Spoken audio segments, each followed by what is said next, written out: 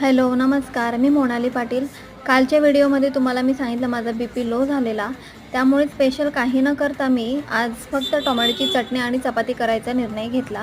तर टोमॅटोची चटणीसाठी ना फक्त टोमॅटो कापले, कांदा, लसूण, मीठ, साखर बस एवढ्या गोष्टी असल्या ना तरी टोमॅटोची चटणी मस्त होते।